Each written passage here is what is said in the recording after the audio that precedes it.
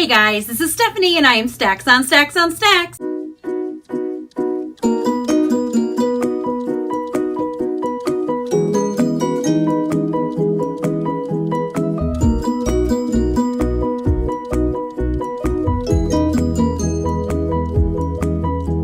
So today I have kind of a fun thing that I am doing. It's not really a tag, but I took 10 books off of my bookshelves and I took them off like the bookshelves down there, the ones that have books on it that like I have read, but they're not my favorite, but I own them, or a lot of them are books I just haven't read yet. So I grabbed 10 of the books that I haven't read and I kind of knew what they were about.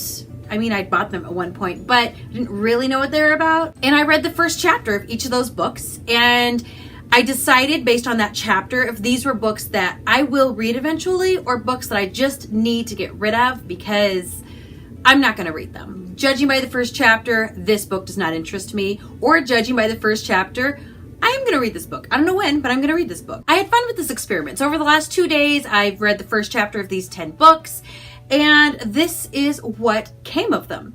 Now, I'm not going to do these in any particular order, because I want to keep you on your toes. But first book I have is The Merc and the Midnight Hour by Jane Nickerson. Now, I bought this book because it was kind of pretty, and I think it was like $1, and it's like a hardback without a dust jacket, you know? Like, I like books like this. And I don't think I really knew what it was about. So it kind of takes place during the Civil War in the South, and kind of like the South, like New Orleans kind of South, and it has like a voodoo magic thing in there somewhere. So I read the first chapter, and basically we're following a girl, and I want to say it's her servant, slave, I'm not sure. And she seems like a very nice girl who's very caring and wants to take care of others. And then of course there are the creepy weird people at the end of the block. And we know that she has lost a twin brother in the Civil War, and her father is shipping out soon to go fight them Yankees. And I don't know, it didn't really grab me. I even skimmed a little more in the rest of the book and read some pages and read the title chapters, and I feel like I summed it up, and I feel like I know exactly what's going to happen. So I was like, nah, I'm probably not going to read this. I could get $3 for it at the used bookstore and get a book that I probably want to read. Next, I have Soundless by Rochelle Mead. Now, actually, I bought this for the Peruse-topia like book club book. It was one of their first ones, and I read half of it, and I realized that when I started reading the first chapter, I'm like, this is familiar. I've read the first half of this book. So I actually skimmed through it to see if I could find where I was in it, and I kind of picked up and I read the next chapter after that, and that put me like a little over halfway through the book, and I still wasn't interested. So I'm like, I'm not gonna keep this book. Basically, it's kind of an Asian-esque community that's kind of stuck on the top of a mountain, and an avalanche happened that closed the one road that there was. So it's like they're stuck on that mountain. But they have a pulley system where they can send ore, which they were up there mining, ore down the mountain, and then the community down there sends goods up the mountain. And they've been doing like this for I think like hundreds of years. And all these people have lost their hearing. So none of them hear, and they basically talk in a sign, which since you can't read sign in a book, they kind of have it out in italics what they're saying to each other.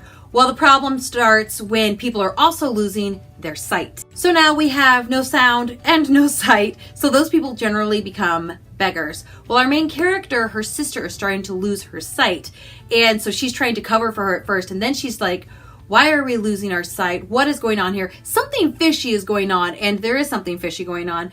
I didn't really figure much out reading 60% of this book, and I didn't get a lot of answers, but I actually wasn't that interested in the answers, so this one is gonna get traded in too. So the next one I read was Gamer Girl, and this is by Mari Mancusis, and I think this was a dollar buy at Book Outlet, and so I saw it for $1, and I actually think I thought it was like a manga or something, and it's not, but it's actually pretty good. This is one of the books that I was like, reading the first chapter, I'm like, I would read this book. It's a super easy read. It's definitely YA, and basically our main character, whose name is Madeline, but I think she goes by Mads, something like that. I think I only read the first chapter, so I'm not 100% sure.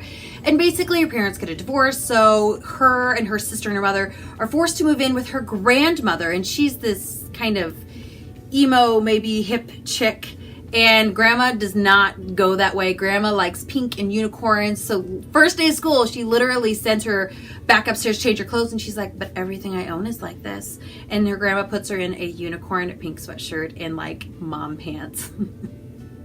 And this was like 5 or 6 years ago when this was written, so mom pants weren't cool. Newsflash, they're not cool now either. They're never gonna be cool. They're not cool. They don't look good. They make your butt look weird. Don't wear them. Anyway, I liked the first chapter of this book. That's basically what the first chapter covers. I do know that she plays an online game of sorts, which I play World of Warcraft from time to time. And so that kind of intrigued me. So she has like an online persona and then she has her real life persona. See, like a so. So I was actually really did like the setup of this book. It kind of is set up like a typical high school thing, but at the same time I'm like, yeah, but I like that. I do. So this is one that I'm definitely going to keep. I also think that I might read it sooner than later because it really did pique my interest just in the first chapter. So it's a keeper. Next, I have Life After Theft. And this is by April Lynn Pike. This is one that I got in a book box. And I think it was a book box that I canceled because they would send me like these weird books that were like 3 to 4 years old. Sometimes it was like the second book in a series, and oftentimes it was a book I already owned, so I canceled that one. I don't remember what that book box was called, but I got this one in it, and it's one of the few books that I actually thought sounded interesting. Basically, we have a kid who's a new kid in his school, and he discovers this girl who is actually dead. And her ghost is living in the school, and she's like, oh my goodness, you can see me? And so she's basically haunting him, and trying to bully him into helping her somehow. She wants his help with something. They didn't really tell you what it was in the first chapter. This one I'm kind of on the fence with. This is the only one that I was like, ugh. Like, I feel like I like it, but then again, I feel like it's going to be something I've already read before. It's not going to be anything new. She's probably going to irritate me. I think I read the synopsis forever ago, and I think she's trying to like give back things that she had stolen from people in her life and make rights wrong and stuff like that. So I don't know. There's part of me that wants to read this book, part of me doesn't. I haven't quite decided. I'm like half and half. Ooh, half and half. Huh? Yeah, I'm like 50-50 on it. So I haven't quite decided, but I will decide soon because I'm going to the used bookstore in a few days. So I need to make a decision. Next one I have is Hava, the story of Eve, a novel by Tesca Lee. This is one I got at the library sale for $1. And I actually liked this. It's interesting. It's it's basically telling the story of Adam and Eve, but from Eve's perspective. So in the first chapter, basically she wakes up and she has consciousness and she can't really speak his language, but she's learning it. And she's a little disoriented, but she's not afraid. She's just not sure what's going on.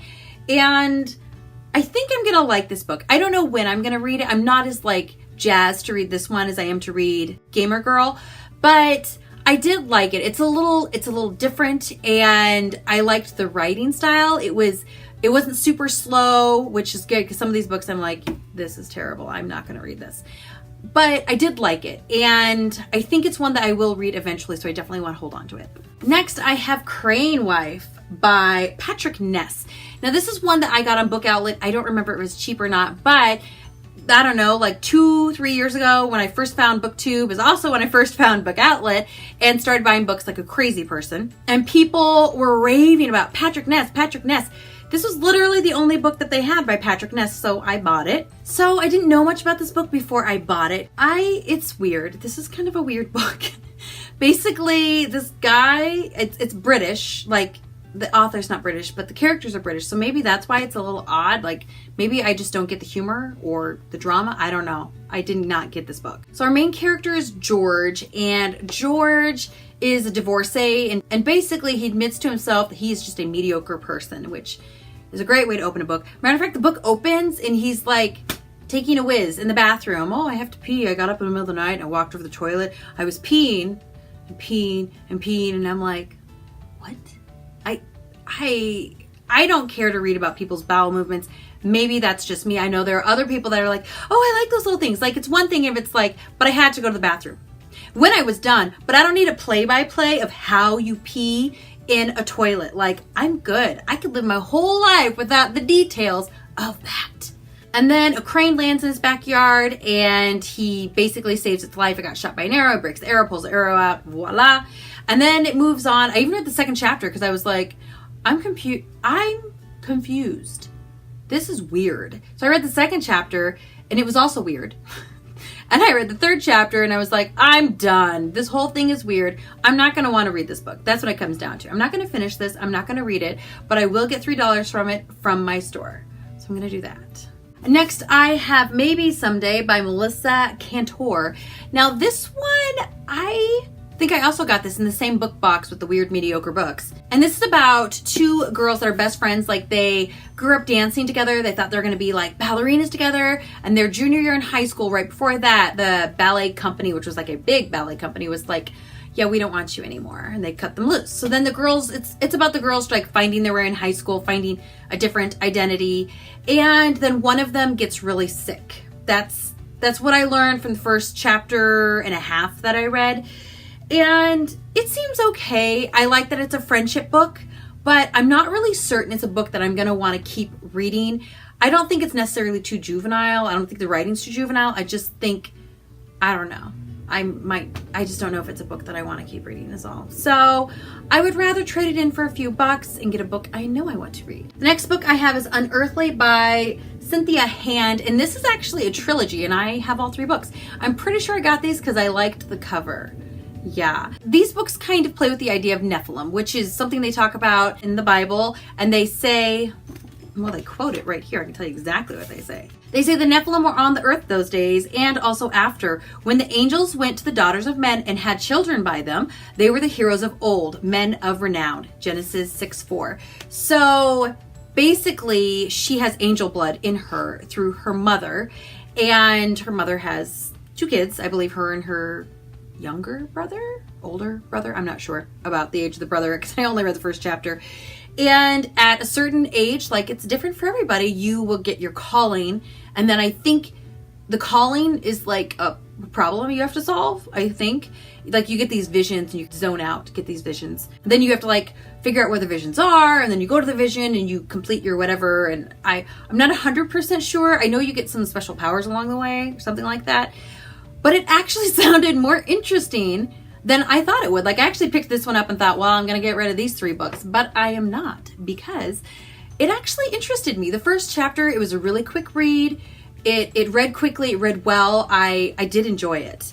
And I think it's a series I would read eventually. It is definitely like the YA vibe. And it was written in 2011, I think when more of those supernaturally books were going on, but I still like it. Like I liked it. I don't know if it's a book I'm going to love, but it's a book I'm going to give a shot to. The next one I have is Perfectly Undone by Jamie Raintree. Now, this is what I got in my book box. It gives you 2 books, a YA and a women's fiction. Actually, I think there are more topics. You can like choose what kind of books you're going to get, I believe. And I actually liked that book box quite a bit. They sent me quite a few books that I definitely enjoyed. But then there were a few that I was like, I don't know if I'm going to read that one. And this was one of them. Basically, this is following a girl who like has it all. She is a OBGYN, like a pregnancy doctor, and she loves her job and she just got approved for this new like study that she's going to be able to do at the hospital she's working at and just going to improve things for women having babies all around. And then she has a boyfriend who's also a doctor, but he works in private practice. And a best friend, I think, he's a doctor too, and he does something else. It seemed like, I don't know, it seemed super predictable. So I went ahead and read the last page, and it was super predictable. So it's not a book that I'm going to keep. I just felt like the writing was like, we have this dramatic thing, and it's a thing, and it's dramatic. And I was like, no, I think I'm good. I don't want to read that. So I'm going to give it up, which is fine. It's a really pretty book and somebody is gonna love it. Now the 10th book I have for you is Starstruck by Rachel Schuchert. And I got this because it's pretty. There, you can kind of see it there. And basically we're following some girls who want to be actresses. This takes place like, I want to say late 30s, maybe early 40s. And these are like teenage girls. They're like 17, 18 years old and they live near Hollywood. And in the first chapter, they go to this Hollywood premiere and they're like starstruck by all these beautiful stars and they love it and it's so much fun. And then the second half of that chapter, you see them like at home and somebody said to the girl, like, well, you're really beautiful. You could be an actress. And then some agent discovers her, and this all happens in the first chapter. So I feel like it's moving pretty quickly, so that part I like. but I feel like it could be a dud of a book because I just feel like, well, I mean, you know, they're going to become stars of some sort. They're going to get, because it's from, I think, 2 or 3 different girls' perspectives. I saw the next chapter was somebody else's perspective, and it followed these 2 best friends. I feel like it has potential to be good, and I love reading books about like that era and about old Hollywood, and I think that part would be great, but at the same time, I'm like, oh, what if this is a stinker? So I was a little torn, but I decided I would hold on to it, maybe try a few more chapters in it, and then maybe it can make my next Unhaul whenever I do that. So that is it. I have 5 books that I'm going to be getting rid of and hopefully getting some store credit for. 4 books that I'm going to be keeping and hopefully enjoying. And 1 book that I'm a little undecided about. I don't know if I want to keep it, if it's going to be a dumb, cliche, high school book all over again, or is it fun? I don't know. I wasn't as certain on this one to read the last chapter like I did the other one because I was pretty certain I wasn't going to like it. And I read the last page and I didn't like it. So, justified. If you do know about this book and you have read it, let me know down below. That would definitely help me decide whether to keep or whether to get rid of. So thank you for joining me to, I don't know, judge these books by the first chapter, I guess. This was actually a lot of fun. I felt like it was fun. If you guys thought it was fun, let me know. I could totally do another video like this. I have much more than 10 books back there that I could not tell you what they were about. So maybe I need to read a few chapters and decide if it's a book I'd read. Or I could do it with my TBR shelf and maybe cut that down a little bit and decide if they really are books I'm going to read now or books that I could just put them back there. Who knows? Please feel free to leave a comment down below if you've read any of these. I'd love to hear what you think of them. I will probably have gotten rid of them by the time this video posts. Hopefully I don't get rid of a good one. Don't forget to like, don't forget to subscribe. I post videos on Tuesdays and Fridays, so you can find me here then. And I will look forward to seeing you guys soon. Goodbye.